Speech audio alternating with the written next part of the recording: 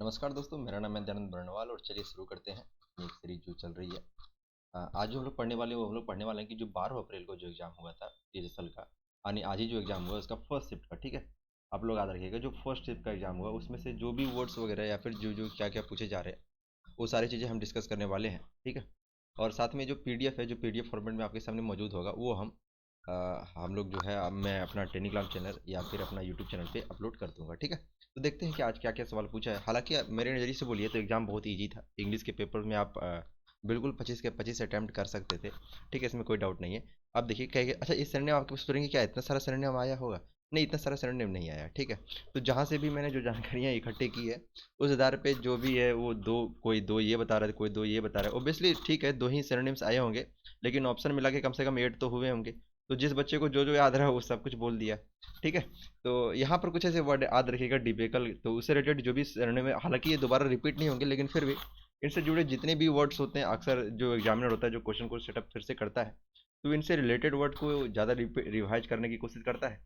तो जितना भी सरणी मिलता जुलता होगा या है तो हमने सारा कुछ यहाँ पे लिखा हुआ है।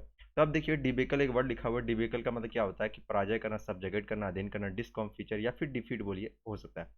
ओस्ट्रासाइज मतलब क्या होता है, बहिष्कृत करना, यानी एक्सक्लूड करना, शन करना, स्पर्न करना, रिजेक्ट करना। देखिए आपके सामने यहाँ पर ना एक स्पर्न जो वर्ड होगा ना ये नया होगा, बाकी सन करना, एक्सक्लूड करना ये सारी वर्ड आप ऑलरेडी पहले से भी जानते होंगे। ठीक है, ठीक है। प्रीवैलेंट, अच्छा प्रीवैलेंट एक वर्ड आया था लेकिन इसके बारे में मुझे लगता है कि इसका स्पेलिंग एरर भी बहुत अच्छा बन सकता है ना। क्या कि एक जगह ई है, एक जगह ए है, एक जगह ई है, तो या it can create doubt. Okay, क्योंकि आपके सामने मुद्दा होगा कि ए एन टी लगाएं ई एन टी, पहला दिक्कत ये होगा। तो स्पेलिंग एरर के लिए भी बहुत अच्छा सवाल है, आप इसको याद रखें। प्रीवेलेंट मतलब क्या होता है, विद्यमान होना, व्याप्त होना, है ना, यानी प्रीवेल होना, कॉमन होना, यूनिवर्सल होना। देखिए प्रीवेलेंट मतलब क्या होता है, व्याप्त होना, मतलब हर जगह मौजूद होना, यानी एक तरह से यूनिवर्सल समझिए, यदि हर जगह जो चीज़ मौजूद है आप उसको कॉमन भी बोलेंगे। ठीक है, तो कॉमन भी इनका सरनेम होगा। देखिए प्रूडेंट मतलब क्या होता है, वाइज होता है, जो विवेकी होता है, मेहनती होता है, तो आप बोल सकते हैं वाइज बोल सकते हैं। सेगेसियस बहुत अच्छा वर्ड है, रिवाइज हो सकता है। एक श्रीड चालाक भी होता है, यानी जो जानकारी रखता है उसके लिए चालाक भी तो होगा, मूर्खता थोड़ी ना करेगा। सेग बहुत अच्छा वर्ड। अच्छा इस सेग के बारे में एक अच्छी कहानी है कि इस बार जो आपका जो आरबीआई असिस्टेंट, आरबीआई अटेंडेंट का जो एग्जाम हुआ था, इसकी अटेंडेंट मैं बोलता हूँ, गलत जरूर पढ़ रहा हूँ लेकिन जानबूझ के पढ़ रहा हूँ, मैं बाद में बताऊंगा क्यों। ठीक है, तो सेक से रिलेटेड जो है पूरा पैसेज का पैसेज बन गया था आरबीआई अटेंडेंट के एग्जाम में। ठीक है, बाकी एक जुडिशियस वर्ड लिखा हुआ है, थोड़ा स्पेलिंग दिख नहीं रहा होगा, कोई दिक्कत नहीं है। देखिए स्ट्रेच मतलब क्या होता है, खींच कर लंबा करना, यानी एक्सटेंड करना, स्प्लिट करना।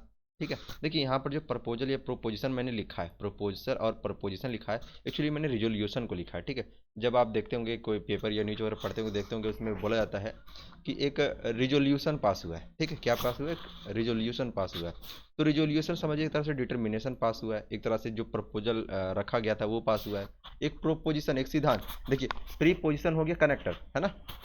प्रीपोजिशन क्या काम करता है, कनेक्ट करने का काम करता है, लेकिन प्रोपोजिशन क्या हो जाएगा, एक तरह से जो सिद्धांत है, जो आपका उद्देश्य बना रख रखे वो पास करना। ठीक है, देखिए फ्रेजाइल है, बहुत अच्छा वर्ड है, स्पेशली बहुत कॉमन है, आपको याद होना चाहिए कि फ्रेजाइल क्या होता है, डक्टाइल होता है, डेलिकेट होता है, क्रिटिकल होता है। अच्छा लेका डायसिकल एक अच्छा वर्ड है। लेका डायसिकल मतलब होता है सुस्त। ठीक है, देखिए एक लिखा हुआ है क्वीजी। देखिए इजी में भी क्या है, क्वीजी है, यानी कोई भी चीज़ इजी है और उसमें भी क्या है वो क्वीजी है, यानी क्या है वो फ्राइजाइल है। फ्राइजाइल मतलब क्या होता है, नाजुक। ठीक है, टेंडर कॉमन वर्ड है, कॉमन वर्ड नहीं है, पूछा हुआ सवाल है, सीजीएल 2017 का, सीजीएल 2017 या 18 का सवाल है। टेंडर है, टेंडर मतलब क्या होता है, नाजुक, बहुत कॉमन वर्ड है, मतलब कॉमन वर्ड नहीं है, इसलिए बहुत खास है, बोलने दौरान आ रहा है।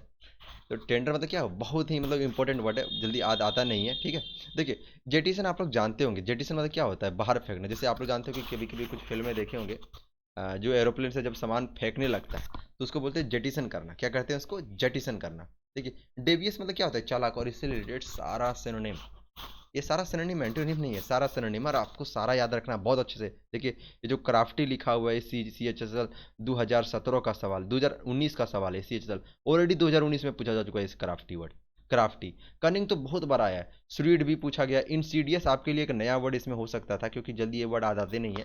तो इंसीडियस आपका क्या हो गया, चालाक हो गया। ठीक है, चालाक हो गया। आर्टफुल भी होता है, डिसेप्टिव। अच्छा आर्टफुल और आर्टिसन इस सब में याद रखिएगा। आर्टिफैक्ट, कुछ ऐसे वर्ड्स हैं जिनमें अंतर होते हैं, तो आप इन चीज़ों को भी अंतर रखिएगा। ठीक है, देखिए एक बार इसको रिवाइज करते हैं, बहुत अच्छा वर्ड है, crafty, cunning, shrewd. Crafty, cunning, shrewd, Insidious. Crafty, cunning, shrewd, Insidious, artful, deceptive. ठीक है, याद रखिएगा। चलिए ठीक है, अब हम लोग आगे बढ़ते हैं।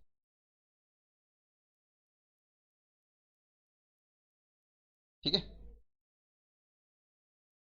देखिए यहाँ पर, अच्छा इसमें एक वर्ड था प्रीकेरियस, ठीक है। प्रीकेरियस मतलब क्या होता है, खतरनाक होता है, ठीक है। संदिग्ध भी होता है, यानी सस्पिशियस बोल सकते हैं, डुबियस बोल सकते हैं, इम्प्लॉजिबल, जैसे प्लॉजिबल मतलब क्या होता है, होने वाला, इम्प्लॉजिबल मतलब नहीं होने वाला, संदिग्ध है।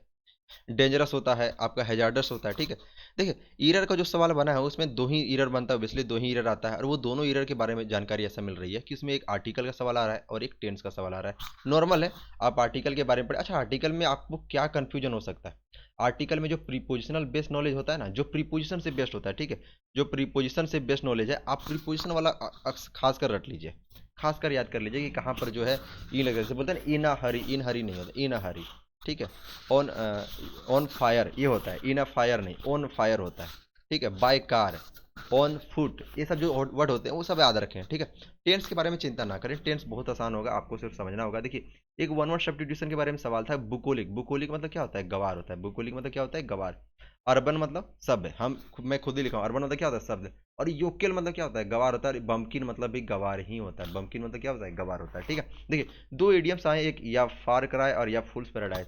आप मानिए सोच कर चलिए कि इडियम्स नए नए पूछे जा रहे हैं, क्यों मैं ऐसा क्यों बोल रहा हूँ, देखिए या फार क्राई जो इडियम्स है ना, वो ऑलरेडी सीजीएल 2018 में भी पूछा जा चुका है, सीजीएल 2017 में पूछा जा चुका है, एमटीएस 2019 का भी पूछा हुआ सवाल है, ठीक है। और यह फुल्स पैराडाइज मैंने ज़्यादा चेक नहीं किया, लेकिन ये सीएचएसएल 2018 का सवाल है। एक तरह से आप समझिए कि आप सीएचएसएल 2018 का भी पढ़ के चल जाइए, आप बहुत टिक करके आइएगा, ठीक है, ठीक है। तो ये देखिए, अच्छा मेरी वीडियो की क्वालिटी अच्छी होती है कि मैं जो भी इडियम बताता हूँ, जो भी इडियम बताता हूँ उसका ओरिजिन जरूर बताता हूँ कि आखिर वो इडियम आया कैसे होगा, वो इडियम इंग्लिश के लिए यूजफुल कैसे रहा होगा। तो आप इस चीज़ को ना आराम से समझने की कोशिश कीजिए। देखिए क्राइम मतलब क्या होता है, जब आप चिल्लाते हैं, किसी को क्यों चिल्लाते हैं, आप चिल्लाइए कह रहे हैं ओए यहाँ आओ, इस तरह चिल्लाते हैं ना हम लोग, इसका मतलब क्या हुआ, आप किसी को कॉल कर रहे हो, और किसको कॉल कर रहे हो, जो नज़दीक होगा।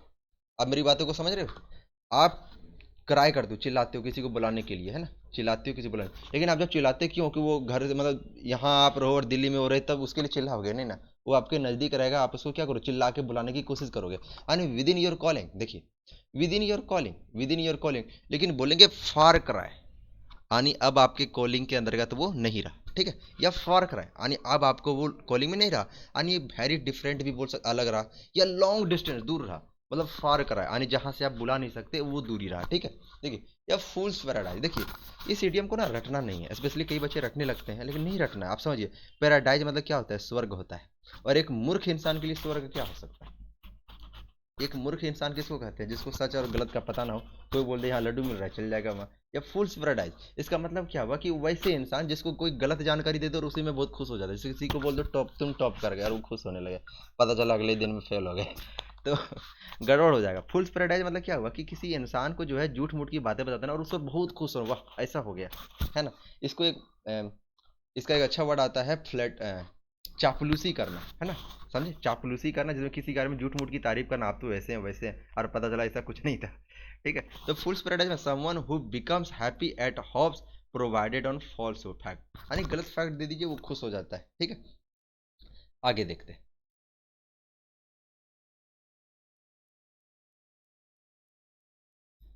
ठीक है। देखिएगा फिलर्स के बारे में कोई जानकारी भी नहीं, स्पेलिंग के बारे में भी कोई जानकारी नहीं आया। अच्छा एक ईडियम से मैंने खुद लिया है, फार एंड वाइड, जो एमटीएस 2019 का पूछा हुआ सवाल है, जिसमें है कि फार एंड वाइड मतलब क्या होता है कि in all direction, in all direction. बाकी देख लीजिएगा, नारेशन भी दो है, वॉइस भी दो है, सेंटेंस इंप्रूवमेंट एक आया है, पेराजम्बल की भी जो जानकारी नहीं है मैं रात को ही बता पाऊंगा, जो थर्ड शिफ्ट का मैं लूंगा उसमें मैं आपको पूरी जानकारी दे पाऊंगा। बाकी क्लोज टेस्ट के बारे में ऐसा बोला जा रहा है कि एक एलिफेंट रिलेटेड जो है क्लोज टेस्ट आया है, ठीक है। तो एलिफेंट से रिलेटेड मतलब मेरे ख्याल से लगता है कि पेपर इंग्लिश का जो है मतलब बहुत आसान है, कोई भी बच्चा होगा या तो ज़्यादातर बच्चे जो पढ़े होंगे वो 25 में 25 को जरूर ले लेंगे, ठीक है, 25 का 25 वो उठा लेंगे, ठीक है। हाँ हालांकि आपके बारे में आपके सामने एक जरूरी इन्फॉर्मेशन मैं रखना चाहूँगा कि आप यदि आपने हमारा यूट्यूब चैनल ध्यान इंग्लिश को सब्सक्राइब नहीं किया तो प्लीज़ अभी जाके सब्सक्राइब करें, ठीक है। सब्सक्राइबर इसे भी बहुत ज़्यादा बढ़ाना है, ठीक है। तो आप ध्यान रखिए, ध्यान इंग्लिश को सब्सक्राइब कीजिए। ये जो पेज का पीडीएफ है ना, मैं अपने टेलीग्राम चैनल या फिर अपना यूट्यूब चैनल पे दे दूंगा।